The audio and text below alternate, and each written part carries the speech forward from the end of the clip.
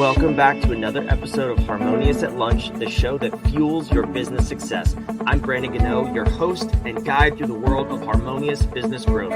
Today, we're unlocking powerful strategies with industry experts to help your business thrive. If you're a business owner, entrepreneur, or executive, you are in the right place. Join me and our incredible guests today on the journey to clarity, growth, and success. It is time to revolutionize your approach to business. Let's dive in with another episode of Harmonious at Lunch. Welcome back to some more bite-sized business advice. We got a good one today. Here's the topic. Check this out. How human are you? Maybe we're talking about robots. I don't know. What we're going to talk about. I think I might a little bit. I think we're going to talk about leadership and how you show up in your company as a teammate, a leader, an employer, whatever that may be. We're going to have a great conversation about how to be more human, which, oh man, do we need this more than ever these days. I have a very special guest, Ron Reich, here with me. Ron, welcome to the show. Thanks for being here. Oh, Brandon, it's my pleasure. Thank you for having me. I'm excited to be here. And I was telling you before we started recording, I saw this topic come through on the application, and I was like, yes, immediately. How human are you? I don't really know what that means yet, but as I started to unpack, obviously, I know where we're going, but it's so catchy and it's so true. So tell me, I'm curious, where did you come up with that title in terms of what you do? You know, I think where I'm going to go, Brandon, and that people have said to me over the years, a number of people, Ron, you should write a book. You should write a book. You really need to write a book. And I was like, all right, fine, maybe I will. And my wife even said to me, I don't know how many years ago, 3, 4, whatever, it doesn't matter. What would you title it? And I just quickly said, probably it's all about the people. And for me, Brandon, where I'm going with that simply is, it is all about the people. It's about the leader at the top. It's about the other individuals everywhere throughout the organization. Everybody is a human being. Everybody wants to be treated well. And if the leader is not being human and the leader is not developing strong relationships with people throughout the organization, there's going to be failure. There's just going to be failure. And I think the one important thing too, and this is what you and I were chatting about before the show a little bit, when I talk about being human, when I talk about good relationships, I mean the entire gamut, both personally and professionally. A good leader needs to know the people personally. Hey, Brandon, what are you all about? How's your family? What's going on with the dog? How was the theater last night? Whatever it might be. In addition, there needs to be a rock solid relationship from a professional perspective too. We need to be able to talk about, Brandon, let's talk about your strengths. What are your limitations, Brandon? And have open conversations about that. What are your goals within the organization? How can I help you to get there? Where do you see yourself? Just all of these different things so that it's almost holistic, if you will. And I'm an avid reader, and the research is clear on this. The better you know the people with whom you work, the more effectively you will work with them. And that's where how human are you comes from. Yeah, I love it. And it's so simple, but it's obviously not easy to put in practice. And I think there's also the negative side to this too, which you hinted at before. I want you to talk about the manipulative side of being human. I'll put air quotes around that, because I think that's what comes up from a lot of people who you can sense leaders don't care about their employees. They want them to be cogs in a machine to produce widgets and make them money for their own pockets. Yes. And they ask things like, how was your weekend? I don't really care. I hope the story is really quick so I can get back to my job. That's exactly it. How does that play out in the workplace today? 4 traits that need to be in place for leaders to be effective. And this again is based on research. Visible, approachable, connected, and consistent. Need to be visible. Good leaders, they need to be seen, just seen at work. walking around. And again, the sincerity part, the consistency of being sincere. Because again, you can see it from a mile away. How are you, Brandon? Okay, great. Let's move on here. Hey, Brandon, how are you? I stop. I actually make eye contact with you. My phone is nowhere to be seen. Just all of these different things. The approachability piece, smiling, just open body language as best as you can. And again, phone not visible. I had an interesting conversation, I don't know, maybe 4 years ago, whatever it was, with my wife's cousin. Uh, Gerald is one of the top people at the FDA. And we were having brunch one day. It was the first time I had met him. And he knew what I did for a living, except we weren't even talking about that. He just made this comment, unsolicited. He goes, Ron, do you know what I love to do at work? What, Gerald? I love to walk around. Do you really? How does that help you, Gerald? And as I sit here, Brand, I'm smiling because I still remember it so clearly. He's like, I love walking around because I get to know people. I learn about them as individuals. I learn about the work. I learn about what's going on with projects, any issues, any roadblocks. And what was so interesting to me, and I hope you believe me because it is true. He said to me, "My goal with walking around, I want people to think, oh, here comes Gerald." Not, oh my goodness, here comes the executive director of Look Busy, everybody. As I know, here comes the human being, Gerald, and I'm going to talk to him because he's going to talk with me. Yeah, it's amazing too. And what just came up for me was that's probably the common thought of most people. And also, if someone's listening to this episode and they're maybe new to the workforce, graduating college, or in their younger 20s, they're probably thinking this is a novel concept. This is not new. I remember studying this. The concept is called management by walking around. It originated in the 70s and 80s. Like, this is not a new concept. Right, Where did we fall away from this? right. I don't know. I really, really don't know how and when we fell away from this. And I think just slowly, kind of what you were saying before, though, it has become, at least from my perspective, my observation, just more of a results driven environment. Get this done, get this done. What do the numbers look like? When's the next product launch? Instead of how is everyone doing? How well are we working together? And again, just it's about the relationships because without that, where are we? Just where are we? Yeah, it makes complete sense. And it's our personal mission here at What If. We take it very seriously. So the name of the podcast is Harmonious at Lunch. That's actually our business operating system that we've designed. It's proprietary. The H, traditionally in business, you have this department called HR, right? Human resources. First of all, how offensive is that? That humans are resources. Just going to put that out there. So we actually took that and said, what is the essence of this, right? And we call it home. Humans optimize in a meaningful environment. So we take a totally different approach on looking at the human beings involved in business, and they need to be two things. They need to be optimized human beings, so at their best at all times, if you can. And then also there needs to be a meaningful environment. And that's what's coming up for me in this conversation. It sounds like you believe uh, pretty much exactly in line with that. Obviously, not that exact language, but tell me how do we go about approaching this human optimization? Like, what is the best way you found to optimize the leaders and the team and really get everybody on the same page as human beings first? First of all, Brandon, you said I probably don't use that language. And again, as I sit here, I do. I do. I do. I really, really do. You got my attention. I don't know if you saw my reaction at all. When I am going to be doing any sort of session, whether it's at an office, whether it's at a hotel, whether it's, whatever it might be, I walk into the training room and I just say to myself, this is my home for the next 2 days. This is home for the next 2 days. And I think, how can we make this?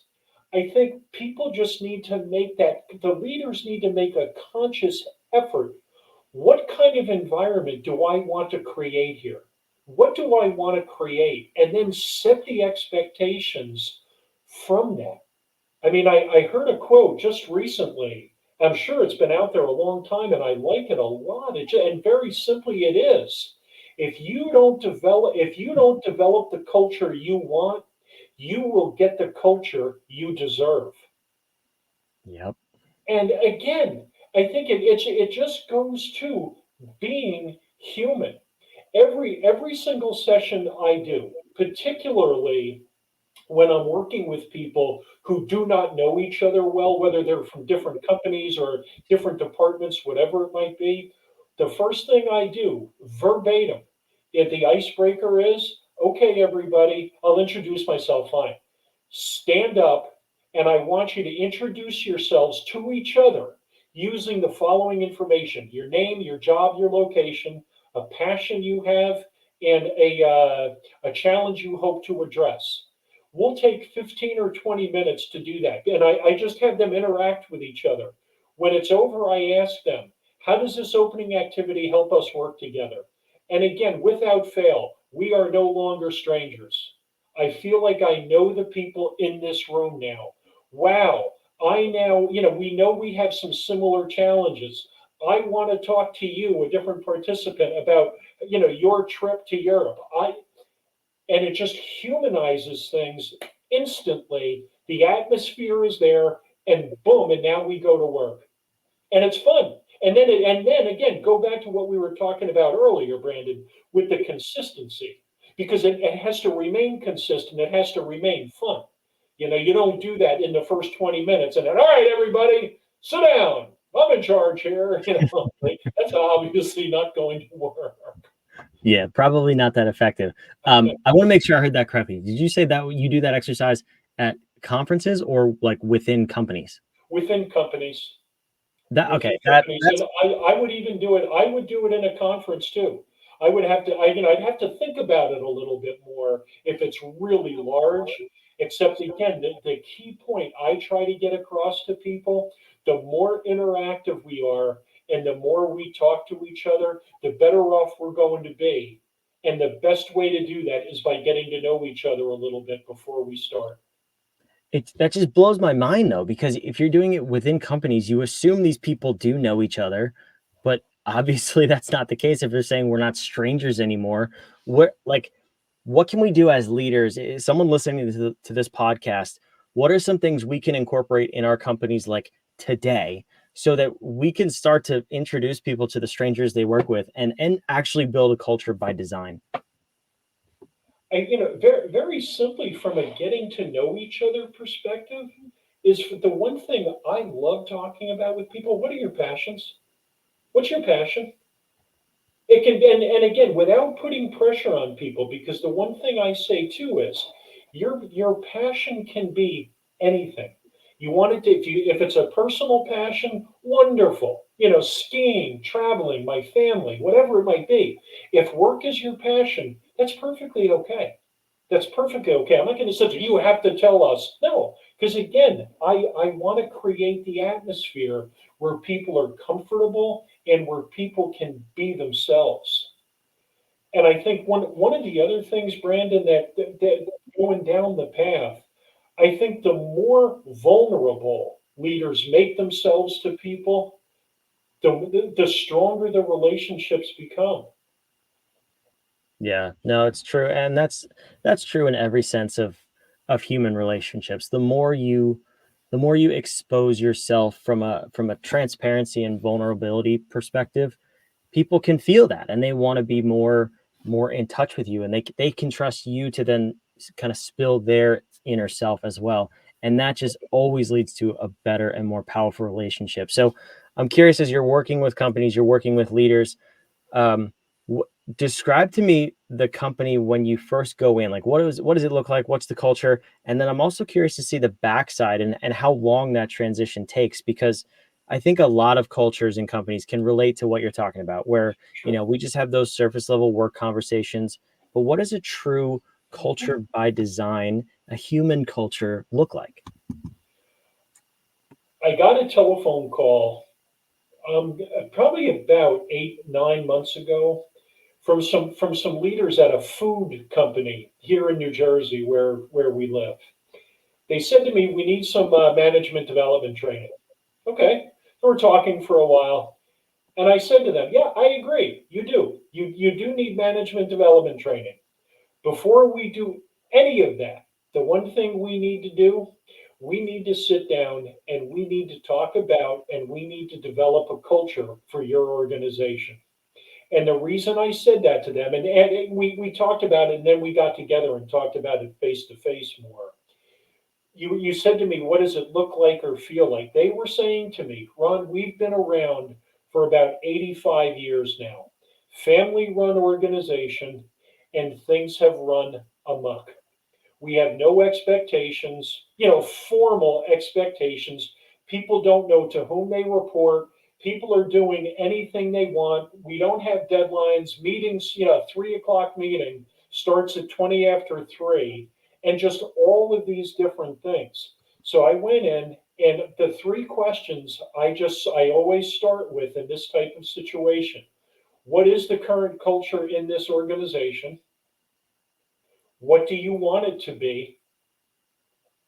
What do we need to do in order to get there? And from there, we start talking about values. We start talking about a mission statement, a culture statement of how are we going to formally treat people. And absolutely unequivocally, this needs to start at the top. Because if you don't have the buy in from the top, forget it. Just forget it. This is not one of, I'll let I'll let the vice president take care of this, and it's his or her project. No, it's not. No, it's not. The top people need to be involved, and it belongs to everyone. And when I say everyone, Brandon, I'm going all the way down to the people on the floor, because that's who we included with those questions. What do you want the culture to be? How can we get there? And it has taken time. We're still working on it 8, 9 months later. Is it making a difference? Absolutely. Absolutely. And I think, one of the other key factors here too is that leaders need to be aware, and I'll tell them this flat out. If we do this, you need to be ready to lose people. Some people are going to walk out of here, and you need to be okay with that. And that happened at this organization. They had two people who had been there 15, 18 years and said, "I'm not doing this." And I was talking to the director of operations, and I was like, "What are you going to do?" He said, "I'm letting them walk." I was like, "Good for you," because that's what needs to happen, because they're going to ruin everything if they stay. Yeah, exactly. I love that mentality of it has to start with the top too, because I think this is what's broken. One of the things that's broken with the giant corporate structure is do as I say, not as I do. And that's just the easiest way to kill any progress or culture in an organization is I'm better than you. You have to do what I prescribe, but it's not, it's just the consultant stuff we're going to try. Yeah. I love that perspective, Ron. So this has been phenomenal. So I want to put this on the screen because Ron's the real deal. I can tell that. If you want to reach out to him, talk to him about leadership and management consulting for your company, I would encourage you to do that. He's on LinkedIn. We'll have that down in the show notes below, the link to his page and everything. But Ron, I always like to end these episodes with a question. And you're probably thinking like, hey, where wasn't this whole thing questions? Yes. It's a question from you, though. We believe at What If powerful questions get powerful answers. And that's what I'd love to leave the listener with is just what is that question that they should be asking themselves that they could think about for the rest of today, the rest of the week, that's going to get them that powerful answer in terms of being more human, up-leveling their culture and their company. What would you say, what would you want the listener to think about after this episode? The one question would be, how well do you know yourself? Mm, And I'll follow it up with, I've been a New York Giant season ticket holder for many, many years now. We were at a tailgate a number of years ago. Peter, one of the people within our group, is the chief financial officer for a technology company in Manhattan. He came up to me, hey, Mr. Leadership Development Man, give me the one tip.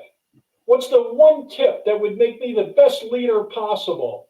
Peter, let me think about it, and I'll get back to you. I went back to him a little while later, and that's what I told him. I said, Peter, if you're going to limit me to one tip, get to know yourself extraordinarily well. Because the better you know yourself, the more human you're going to be to the other people with whom you work and interact. You need to know, what are your strengths? What are your limitations? What are your goals? What triggers you? What are you passionate about? When you know that about yourself, it makes you more open. It's just going to make it easier for everybody when you know yourself really, really well. That's incredible. What a beautiful question, and also piece of advice there. This has been a great episode. I'm so glad you were here. I'm terribly sorry to hear that you're a Giants fan, but this has been a great episode. I'm kidding. Obviously, I'm from Jersey as well. So it was great to have you here, though, Ron. I really appreciate it. Brandon, it's been my pleasure. Thank you. For those of you watching, listening, wherever you are, go deeper with Ron. Go check him out on LinkedIn. See if you have a couple questions. Go start a conversation with him on LinkedIn, and make sure you subscribe to Harmonious at Lunch. We love putting these episodes on for you every single day. Help you get out of that little bubble you find yourself in your business and get to that next level. Growth in your business should be harmonious. That's the whole goal. We want to see you on tomorrow's episode.